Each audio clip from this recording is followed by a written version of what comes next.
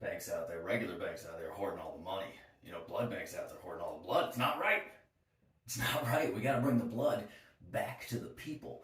How am I going to do it? Good question. Here's how I'm going to do it. I'm going to walk in there and I'm going to carry it out with my body.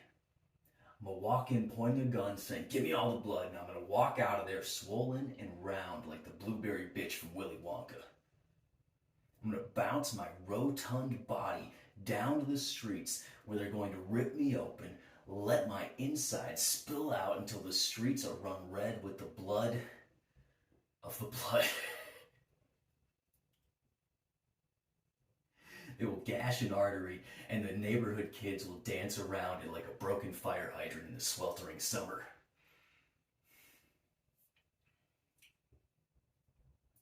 I should introduce myself. My name is Mark. I'm a stand-up comedian. I'm a young man, getting older.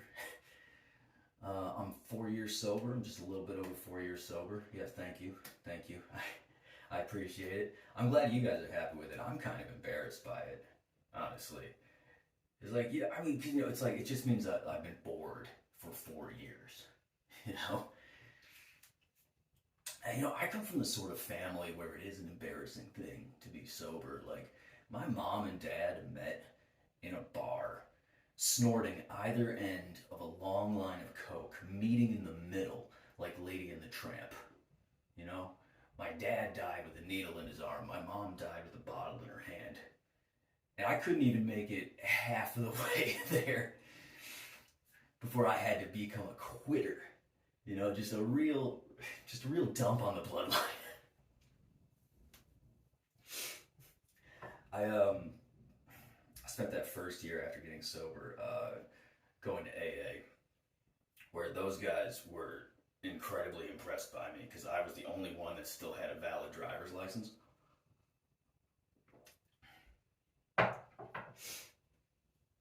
We had all these meetings in a church, and the AA meetings specifically were in this one room of the church that was sectioned off from the main congregation area. And the church had this weird rule. They wouldn't let us rearrange any of the furniture. You see AA on TV and everybody's always sitting in a big circle, right? They wouldn't let us do that. And the reason why, their words were, quote, just in case there's an emergency funeral. Now, correct me if I'm wrong, but if a funeral's happening, isn't the emergency part over? That scared the crap out of me too, because I come from the sort of religious background where my grandma taught me that vampires were real.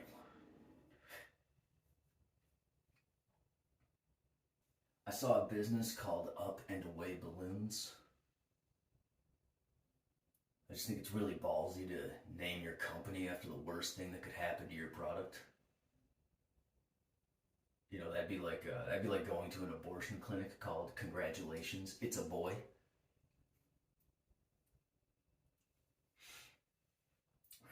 Can I talk about love? I want to talk about love. I'm going to start with a weird question. Do you guys think your dog loves you? Or do you think your dog just loves the idea of you? There's this one friend of mine.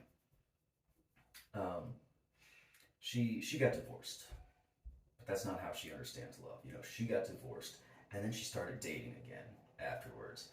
And her first boyfriend afterwards was in a wheelchair. And, we didn't think anything of it, right? And then her second boyfriend after that was in a wheelchair. And now we're kind of like, And then her third boyfriend after that was also in a wheelchair. And then we had to pull her aside and be like, Jen, okay, we're not accusing you of fetishizing the disabled, but we have noticed a pattern. So can you explain that? And she said, yeah, absolutely. The reason that I got divorced was because he was hitting me. And I decided never again, right? Nowadays, when we get into a fight, I just go upstairs.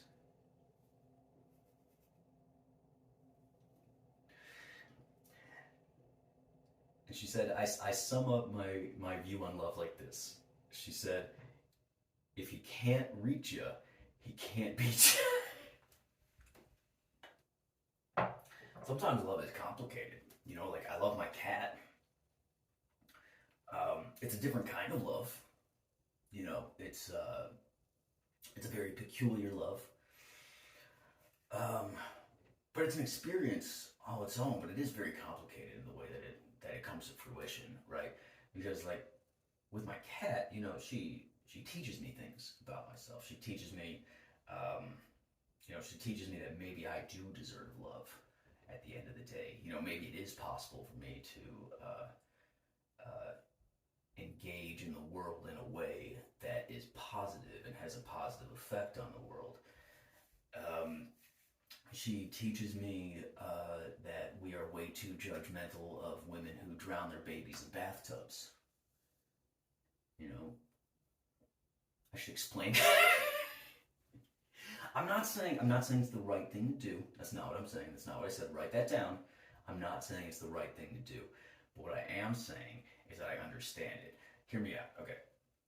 Every morning I wake up and there's a tiny predator sitting on my chest, screaming at me. Right? I get up, I give her food, 5 minutes without screaming, and then she starts screaming at me again. And then I give her food again, and then she screams at me for 5 more minutes until I give her the right kind of food. And then she's quiet for 5 minutes, and that's my chance to get out and go to work. I go to work a 10-hour shift. When I come back from my 10-hour shift, there's a tiny predator sitting in my room screaming at me for food. So I get down there and I give her food, and I get just a few minutes of sweet reprieve before I have to go to a comedy show. And I go to a comedy show, and everybody's mad. Everybody's mad at the comedy show, no matter what. It's like they paid to get in. They didn't, though. But why are they mad at me? I ruined their night. You didn't have to come out here. But then I ruined their night anyway because I tried to tell them a joke and they didn't like it. Did I mention that they didn't get paid to get in? And then I go out and I go home and I cry on the drive home. And when I get back, there's a tiny predator there screaming at me for food. And I give it food, and I get 5 minutes of sweet reprieve, and then I try to go to bed because I have to wake up and do this all over again the next day. And everything's going swimmingly until about 2:30 o'clock in the morning. And at 2:30 o'clock in the morning, that tiny predator is running around the house, just hauling ass, tearing its way through, in and out, jumping on me, jumping on top of all my shit, knocking all my shit over, screaming. And she runs around and then she hops on the bed and I grab her and I hold her and I go, typhoid. I named her typhoid, which is a disease that you get when you eat food prepared by somebody who didn't wash their hands after they take a shit.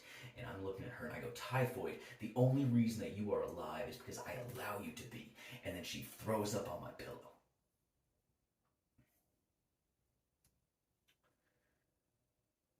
All right, now imagine that exact same thing, except it's a human baby. So it's louder for longer. You're not allowed to leave it home alone. And every day it looks a little bit more like the man who left you.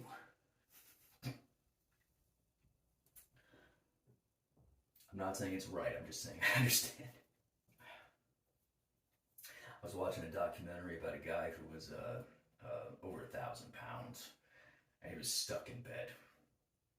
And he would have his wife come by and make him food every single day, and they would cut to an interview with his wife in this documentary, and she was heartfelt and explained to the camera, like, I don't know what to do. You know, he's my husband and I love him, and every day he asks for food and I come and I bring him the food. And I just keep doing it, and I just don't know what to do, because if I don't bring him the food, I don't know how he's going to react. I don't know if he'll become angry or belligerent or violent. I just don't know. I wanted to pull her aside and be like, honey, sweetheart, A wise woman once told me that if he can't beat you, if he can't reach you, he can't beat you. So just leave the food out of reach. This is going great.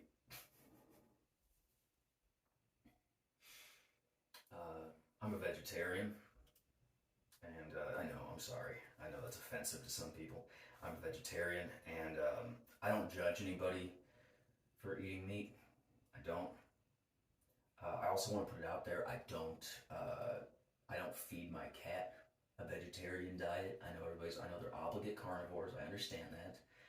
And no, I don't feed her vegan food or whatever. I feed her regular, regular meat-based cat food. And then when I feed her, I splash her with red paint, and I shame her for wearing fur. Um, but no, I don't judge anybody for eating meat. That's your own lifestyle. You can live your own lifestyle however the fuck you want. That doesn't bother me.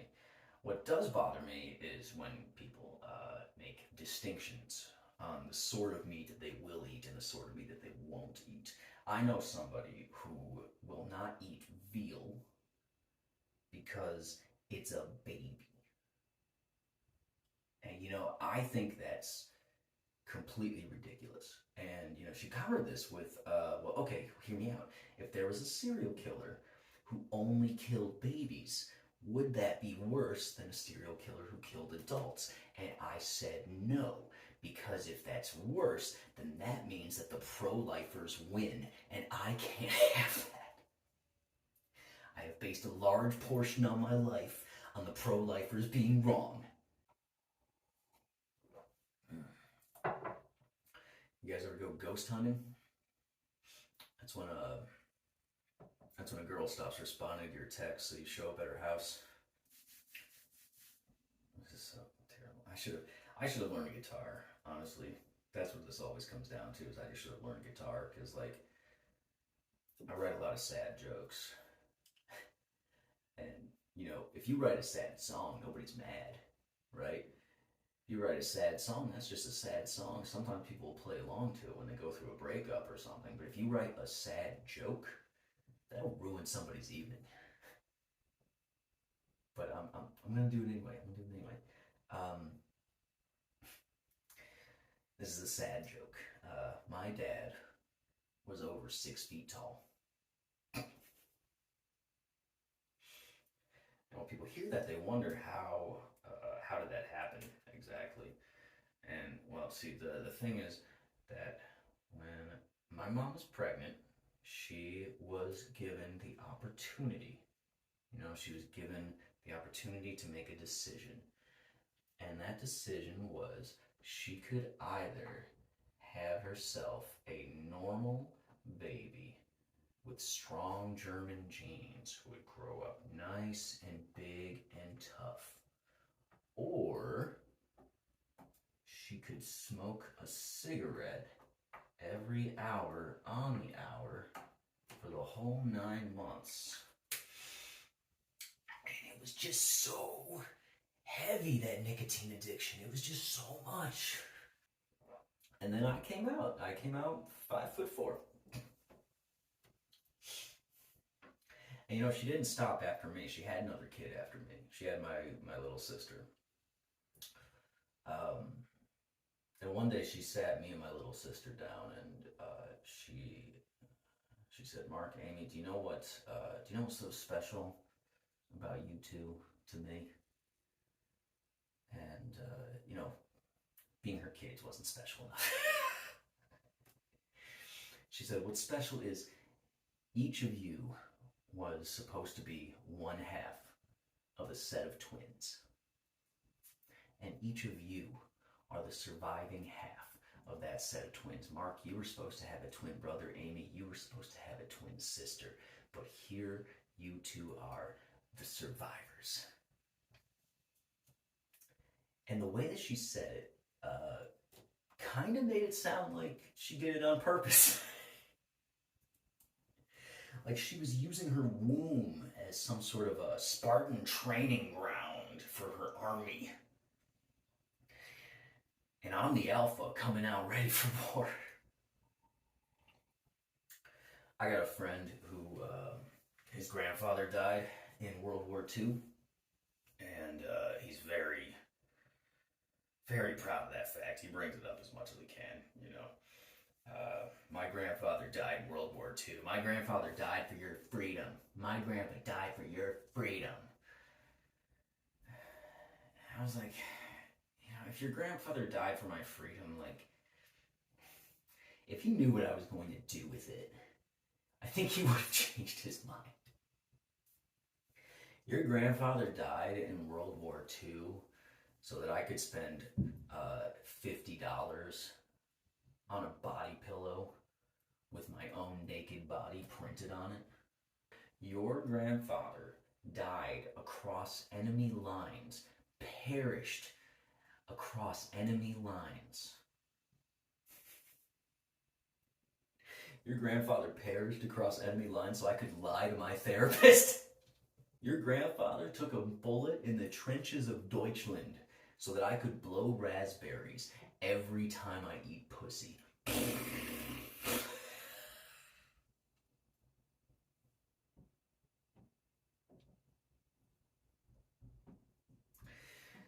It's called the moist harmonica. Oh my god. Okay. Okay.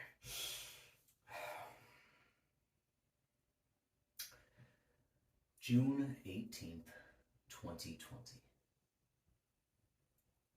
On that date, June 18th, 2020, I was having sex. Yep. And I remember it very vividly.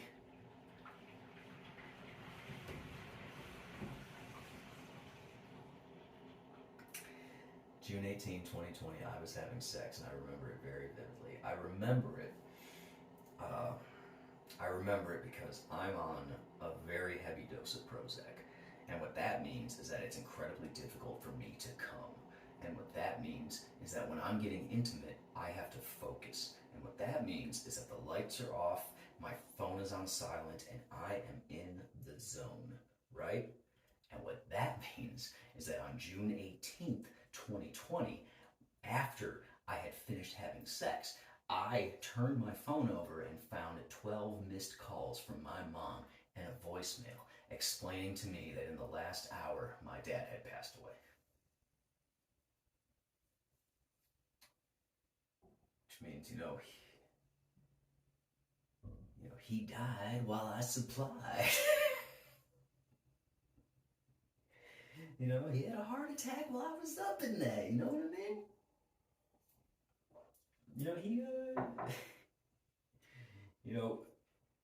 He didn't make it, and she didn't fake it.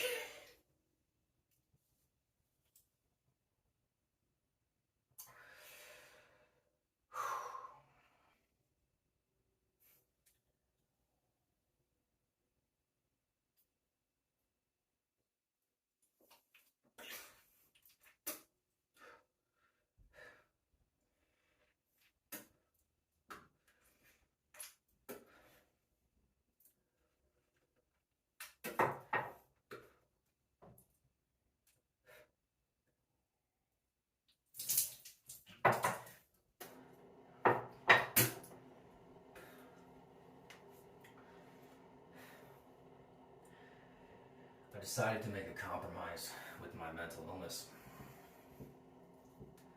I decided that I am going to kill myself.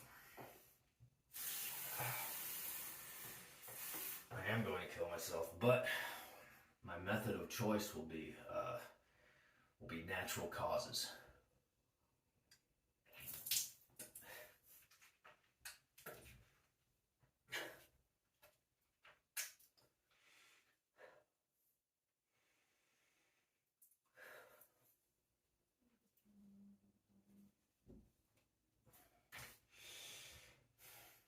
When I tell people that I'm on a lot of Prozac, they know that's kind of a heavy duty drug. That's a really difficult one for a lot of people to stomach. Ask me what's it like being on such a powerful SSRI. Like, doesn't it make you feel quite not like yourself? I mean, do you know what it's like? You know what it's like to feel like myself? Ah! That's what it feels like to feel like myself. Every second of every single day is just every single day. It's just that over and over and over again. When I'm going out and doing laundry, when I'm going and doing my groceries, when I'm at work, when I'm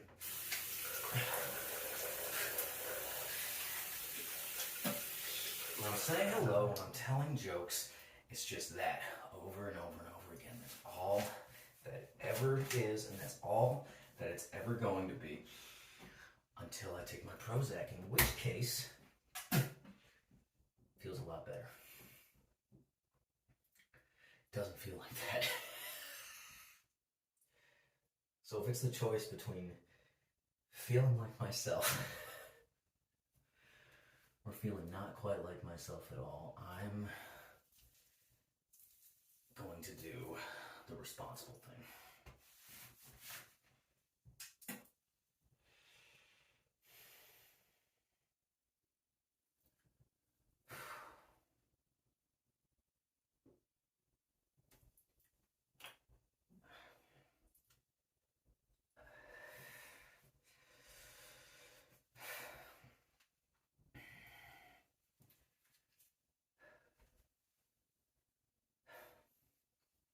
My therapist retired recently and I'm having a bad time. I'm having a really hard time with that. My therapist retired recently and I'm having a really hard time with that.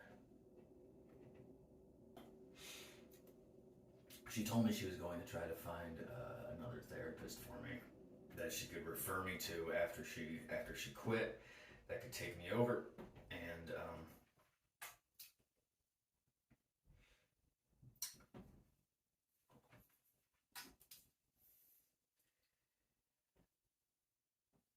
she said that all of her colleagues that she told me about thought that I sounded difficult. Now, you know, I do stand-up comedy, and sometimes they want to offer me a little bit of money to go to some bar in bumfuck nowhere and do 30 minutes, right? And within the first 2 minutes, I know those people are going to hate me. They're not going to enjoy this at all, right? But I do the entire 30 minutes anyway because I'm a professional, all right? I would describe that experience as difficult, but I do it anyway because it's my job that I signed up for. I knew the risks.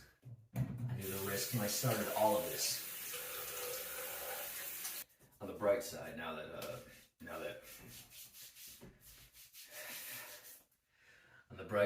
that Carol's retired, we can get married.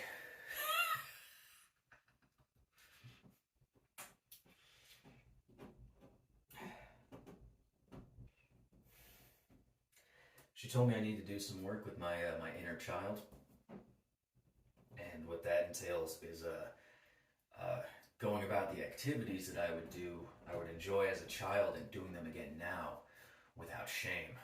And I have a lot of problems with that because when I was a child, what I liked to do was masturbate in church. I don't know if you ever saw the way that all those little girls lost their minds when Elvis started shaking himself in the 50s. Imagine that exact same feeling, but everybody's shaking their entire body and it's the Spirit of God moving through them. It did wild things to me as an 11-year-old. Getting in touch with my inner child. When I was 11, that was okay. Now it's a felony.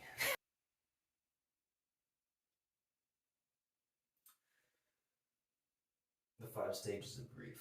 How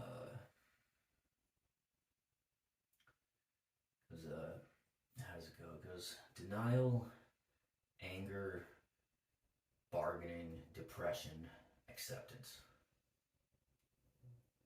And I think that's great. I think those are good 5 steps. But I think we need to add a sixth step. And I think the sixth one is to make it weird. Right?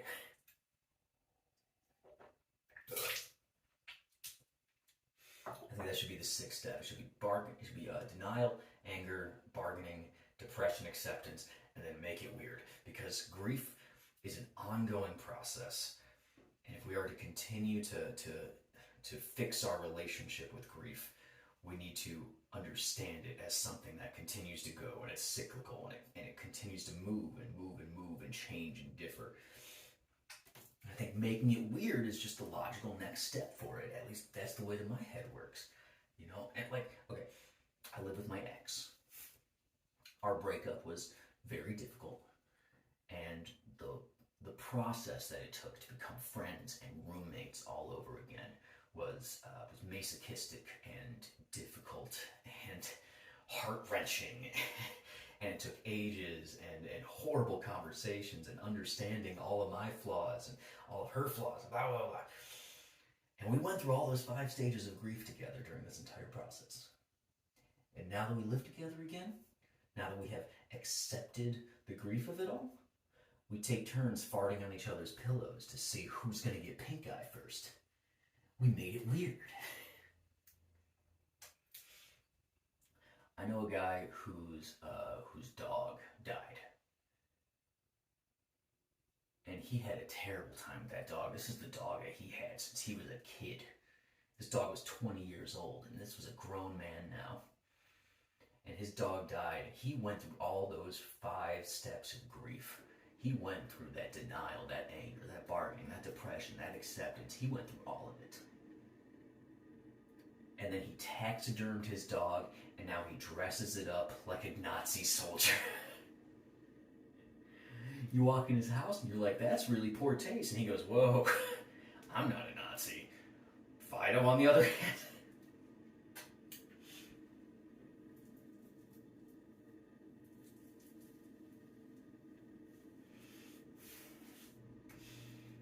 About a year ago to this day, my mom passed away. And you know, that was a difficult process.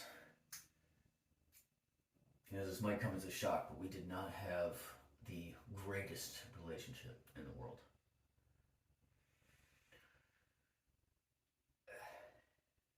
It was a very complicated grief. It was a very, very complicated grief, trying to rectify all that. And I went through those 5 steps very easily. Not easily. Dramatically. Went through those 5 steps very dramatically. But something stuck with me is that a couple days before my mom died, she told me that she wished that she had come to see me perform more often. You know, she knew how important stand-up comedy was to me, and she had seen me perform only twice in my entire life, right? And she told me she wished she could have been there for more shows.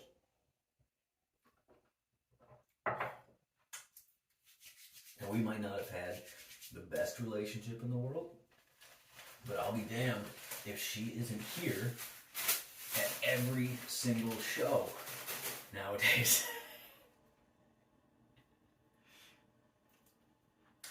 For those of you in the back, I have produced from my pocket a Ziploc bag that says the word mom on it, and inside the Ziploc bag is a small collection of my mother's ashes. Denial, anger, bargaining, depression, acceptance. Make it weird. But I said just a minute ago that I think grief should be a cyclical process, right? It should not cyclical. It should be an ongoing process. It should be something that constantly changes. Which means that after we hit those 6 stages of grief, do we stop there?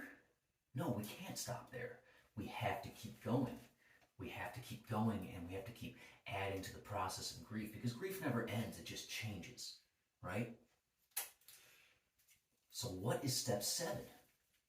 Step 7 is catch.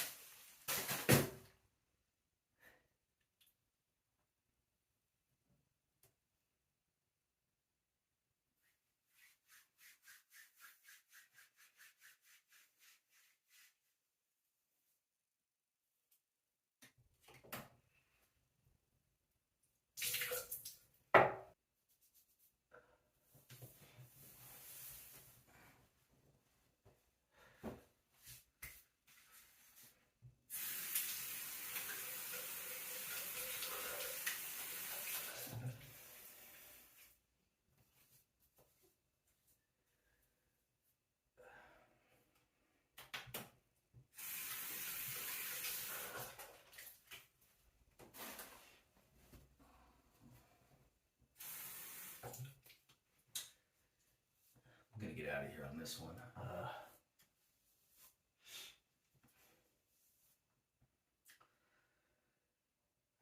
Spent a lot of time in hotels, and this one time I was at this hotel.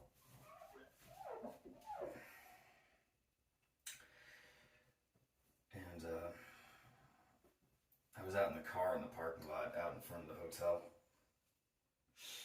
And there was a street in front of the parking lot, and as I was sitting there in my car, I saw a deer get hit by a passing car.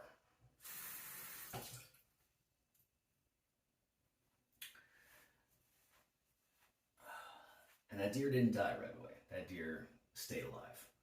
But it was mangled. It was broken.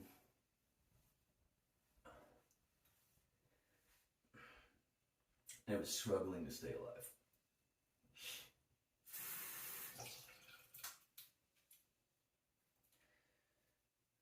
And I sat and I watched that deer for probably 10-15 minutes, struggling, barely able to move, barely able to get up, and you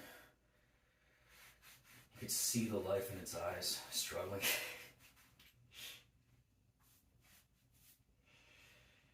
And I saw it just barely make its way over off the street onto the side when a few cops showed up. Somebody had called them, it wasn't me. And I saw these cops one by one get out of their car, walk over,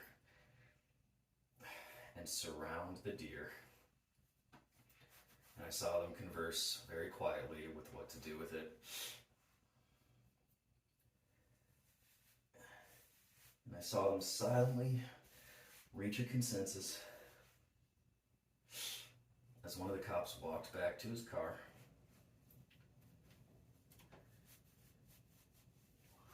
pulled out a shotgun, and then came back. And when he made his way back to the deer, with no hesitation, he shot the deer in the face.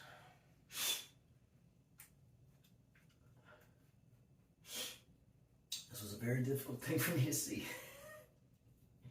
You know, I'm a bit of an animal lover. And I just watched this thing end. I just watched it end.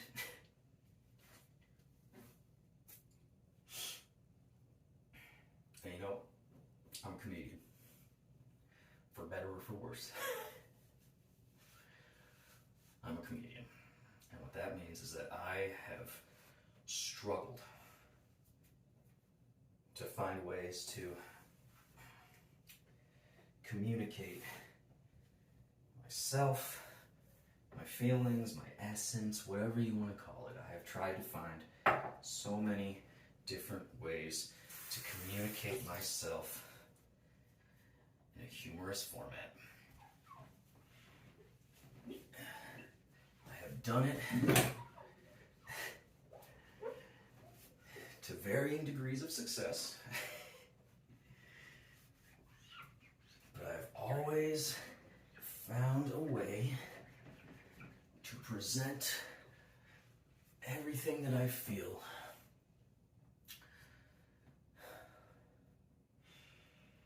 with a punchline. And I'm trying to do that about this deer. This happened almost 2 years ago at this point. Almost 2 years ago, I watched this deer get shot in the face, and I've been struggling for 2 years to find a way to write a joke about how this deer made me feel.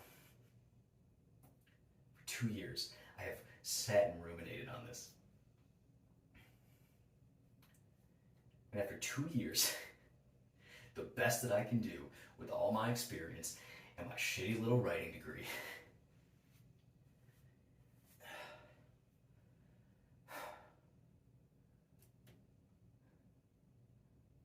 the buck stops here.